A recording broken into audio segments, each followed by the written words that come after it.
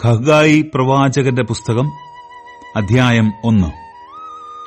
ദാരിയാവേശ് രാജാവിന്റെ 2-ാം ആണ്ട് 6-ാം മാസം 1-ാം തീയതി യഹോവയുടെ അരുളപ്പാട് ഹഗ്ഗായി പ്രവാചകൻ മുഖാന്തരം യഹൂദാ ദേശാധിപതിയായി ശെയൽത്തീയേലിന്റെ മകനായ സെരുബാബേലിനും മഹാപുരോഹിതനായി യഹോസാദാക്കിന്റെ മകനായ യോശുവയ്ക്കും ഉണ്ടായതെന്തെന്നാൽ, സൈന്യങ്ങളുടെ യഹോവ ഇപ്രകാരം അരുളിച്ചെയ്യുന്നു: യഹോവയുടെ ആലയം പണിവാനുള്ള കാലം വന്നിട്ടില്ലെന്ന് ഈ ജനം പറയുന്നുവല്ലോ.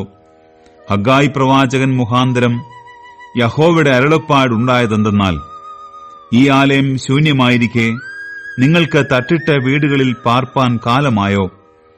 ആകയാൽ സൈന്യങ്ങളുടെ യഹോവ ഇപ്രകാരം അരുളിച്ചെയ്യുന്നു: നിങ്ങളുടെ വഴികളെ വിചാരിച്ചു നോക്കുവിൻ.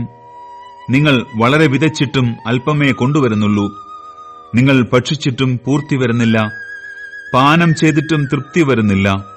വസ്ത്രം ധരിച്ചിട്ടും ആർക്കും കുളിർ മാറുന്നില്ല. കൂലിക്കാരൻ ഓട്ടസഞ്ചിയിലിടുവാൻ കൂലി വാങ്ങുന്നു.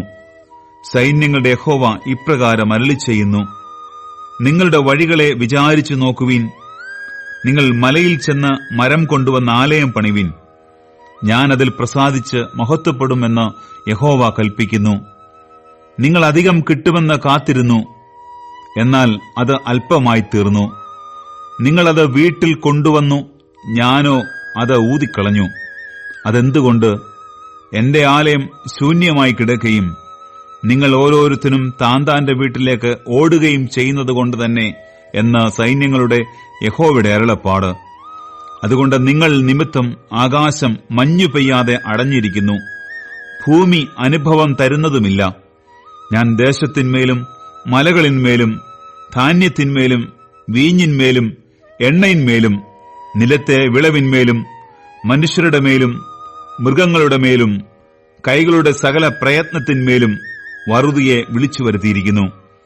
അങ്ങനെ ശെയൽത്തീയേലിന്റെ മകനായ സെരുബാബേലും മഹാപുരോഹിതനായി യഹോസാദാക്കിന്റെ മകനായ യോശുവയും ജനത്തിൽ ശേഷിപ്പുള്ള ഏവരുമായി തങ്ങളുടെ ദൈവമായ യഹോവയുടെ വാക്കും തങ്ങളുടെ ദൈവമായ യഹോവയുടെ നിയോഗത്തിന് ഒത്തവണ്ണം ഹഗ്ഗായി പ്രവാചകന്റെ വചനങ്ങളും കേട്ടനുസരിച്ചു. ജനം യഹോവയെ ഭയപ്പെടുകയും ചെയ്തു. അപ്പോൾ യഹോവയുടെ ദൂതനായ ഹഗ്ഗായി യഹോവയുടെ ദൂതായി ജനത്തോട്, ഞാൻ നിങ്ങളോടുകൂടെ ഉണ്ടെന്ന് യഹോവയുടെ അരുളപ്പാടെന്ന് പറഞ്ഞു. യഹോവ യഹൂദാ ദേശാധിപതിയായി ശെയൽത്തീയേലിന്റെ മകനായ സെരുബാബേലിന്റെ മനസ്സും മഹാപുരോഹിതനായി യഹോസാദാക്കിന്റെ മകനായ യോശുവയുടെ മനസ്സും ജനത്തിൽ ശേഷിപ്പുള്ള ഏവരുടെയും മനസ്സും ഉണർത്തി. അവർ വന്ന് തങ്ങളുടെ ദൈവമായ സൈന്യങ്ങളുടെ യഹോവയുടെ ആലയത്തിങ്കൽ വേല ചെയ്തു. ദാരിയാവേശ് രാജാവിന്റെ 2-ാം ആണ്ട് 6-ാം മാസം 24-ാം തീയതി തന്നെ.